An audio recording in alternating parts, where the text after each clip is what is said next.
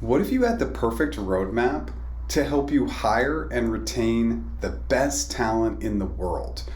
And by doing so, you'd create a much better culture and ultimately have much better financial outcomes. Let's do it. This is going to be the first of a number of foundational videos that I create on this YouTube channel that will help you achieve this goal. And what you're not going to find in this video is your cookie cutter, run-of-the-mill, heard it all before stuff. If you follow these specific steps, it will guarantee better hires for your organization. But please remember, all these steps are going to be absolutely critical. None of them can be skipped. And really, these videos are for anyone who believes they can bring about or influence change. So you could be an individual contributor at your organization, a hiring manager, an executive, the leader like the CEO, president, or owner, but ultimately, you will need buy-in from that person who's running the business to have success with this approach. Because without it, it's simply not possible. Really, having leadership's buy-in from the top down is going to be critical for success. So let's dive in. Step one is mindset. Hiring should be an organization's number one priority. It should be prioritized over everything else. And having this mindset sets the right tone for the organization and can help create and maintain an environment of hiring excellence. And as I mentioned, it starts with the leader of the organization. Why? Because if they don't buy into it, build it into their goals, and push these goals down through the organization, hiring will simply never be exceptional. So let's create the mindset. What I want to do here is I'm just going to screen share 5 great quotes from 5 influential women and men about hiring. Bill Gates, I'm sure you're familiar with him, the co-founder of Microsoft, said, "Hiring is the most important thing I do. It's more important than developing new products because if I get the people right, the products will follow."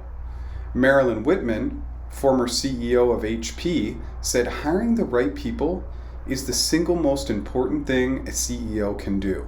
Without a strong team, a company cannot achieve its full potential." Lou Gerstner, former CEO of IBM, said, "Hiring the right people is the most important thing a leader can do. More important than strategy, more important than vision, more important than anything." Indra Nooyi, former CEO of Pepsi, she said, "Successful businesses are built on the back of great employees. If you want to be a leader, you have to have the right people in place. It's that simple." And lastly, Jeff Immelt, former CEO of GE, "When you have a team of A players, you can do anything. But when you have a team of B players, you can do very little." And the reason for adding these quotes is simply to get you, the audience, excited about changing the mindset around hiring, because without it, your organization will not be as efficient and productive as you want. But more importantly, the missed opportunity cost will be incalculable.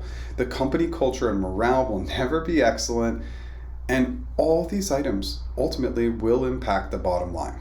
So let's move on to step 2. And step 2 is really understanding the cost of a bad hire.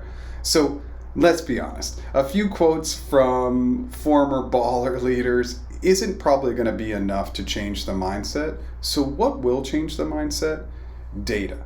My recommendation is that the leader of the organization request the following information from the talent acquisition team. And this could be included but not limited to this bad/good hire data.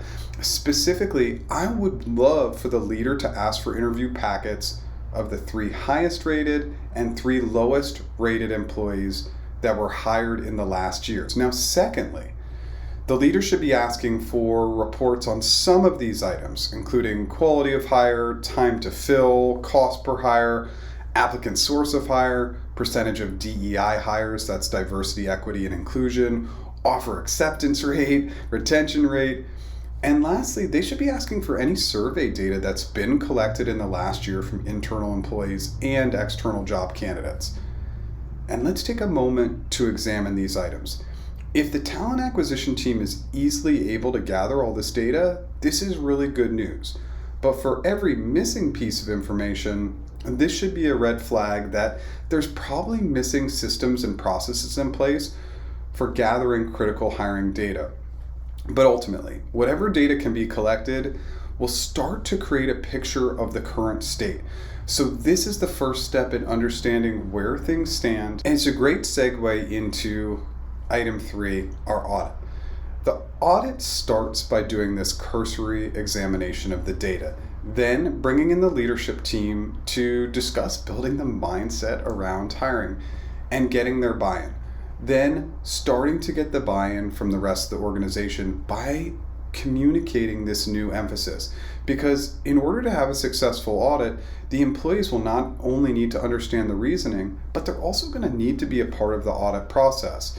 And the change in direction, once it's been formally communicated, the leadership team in correlation with HR will need to start to determine the scope of the audit.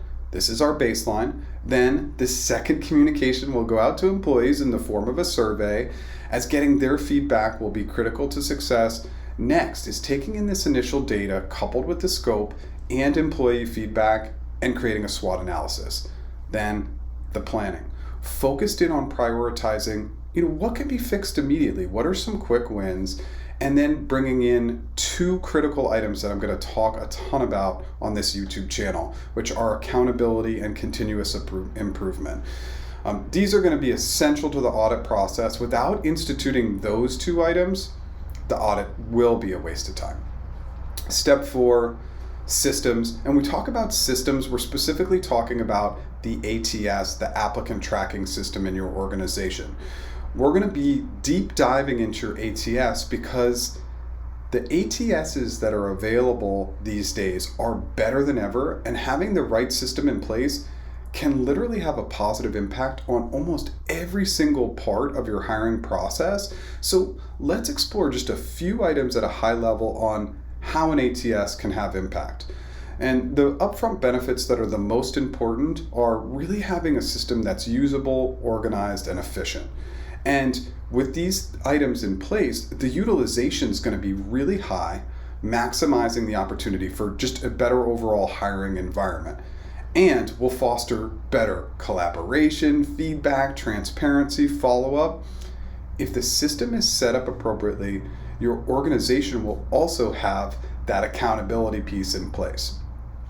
Now, another benefit of the newer ATSs is integrations. And I will dive much deeper into this in our ATS video, but these integrations allow organizations to have way better automation. For example, a company like Greenhouse, they have over 400 integration options. So while you're creating and building the system out, you can continually bolster and make sure that your system is always getting better. Once you have these pieces in place, you'll be making better data-driven decisions. This can be benchmarking, forecasting, reporting, etc., creating a great way to track the critical metrics your hiring processes and interview strategies will need. So let's talk about one last item, which is compliance and security.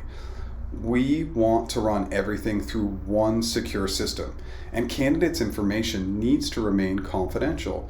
But your organization, by implementing these strategies, will be fully compliant, and especially this is really important in the rare instance that your organization were to face an external audit. Step 5, interview training. While it's critical to get this aspect right as quickly as possible, it doesn't make sense to conduct training without completing the other steps first. But once your audit has been completed, the ATS is looking good, it's time to start training. And there are a couple of good ways to get started. First of all, we need to retrain the entire organization. So this would need to be scheduled out and prioritized. Ideally, hiring a third-party consultant would be great, and getting people in the organization to volunteer, to shadow, so that they can conduct future trainings and you're not constantly paying a consultant. Secondly, this training will now be added to onboarding. So every new employee will get trained in the first week of employment. So at a high level, what should be included in this training? It starts with mindset. We need to get the mindset right before we do anything else. And this is really directly correlated to candidate experience. Interviewers need to understand a number of the soft skills coming in. And so let's talk about a few of those items. So unconscious bias is one. Interviewers need to be trained and have some awareness and create some awareness that unconscious bias exists. Secondly, we really want to be focused a little bit in on body language. Why body language is such a critical part. Most communication is nonverbal, so understanding the body language they're giving off and understanding the body language of candidates. Next is the physical setup. Interviewers have not been trained on how to optimize and the best ways to capture data, and this actually needs to be systemized. Then the training should move specifically to the warm-up. This is one of the largest missing pieces of the puzzle. I really want to pause and let this sink in. Interviewers need to be trained on how to warm up the candidate and make them feel comfortable to create an environment that de-stresses them and sets them up for success. The second part of the warm-up is just asking a few warm-up questions like, tell me about yourself, why this company. Simple questions, but this will indicate the candidate's level of preparation.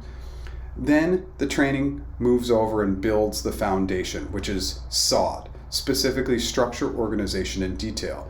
Interviewers need to understand the importance of each one of these areas and how these foundational items are the key to good answers.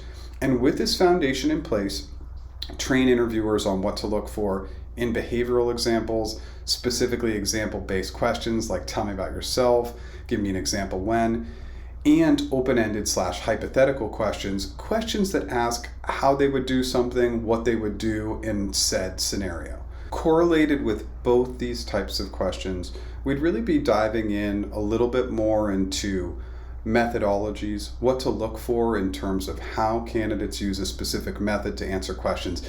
And then, of course, a huge part of interview training is training interviewers on how to ask follow-up questions and spending a lot more time role-playing than probably people have experienced in previous interview trainings if they've been interview trained at all. So let's move on to the last piece. So what have we done? We've really built the mindset. We've gone ahead and we've audited. We've really looked at the applicant tracking system. We've trained our interviewers, and all along, what's happening is your organization is putting the pieces of the puzzle together to create a strong hiring culture. And so with this hiring culture, you are building both a good internal and external brand. So at a high level, what are the most important items to consider? First, your organization needs to communicate and constantly communicate the prioritization of hiring to everyone in the company. And then demonstrate this through specific actions of auditing, implementing better systems, and interviewer training. Next is to build the culture into your external branding. Your hiring culture should be evident online, leaving no doubt that it's a priority. And that will be directly felt in candidate experience. This starts from the very beginning, from the initial conversations to the resources that are provided, that leaves candidates with no doubt that hiring is a priority. And a few other critical items to keep in mind when building a strong hiring culture are putting an emphasis and focus in on DEI, diversity, equity, and inclusion hiring, an emphasis on internal mobility, an emphasis on building a great organization through referrals, and constantly surveying employees, surveying external candidates, so you are in that continuous improvement mindset when it comes to building this culture. And since your organization is branding this culture, monitoring that online feedback will also be key. The last two items that I want to revisit when it comes to hiring culture are: one, accountability.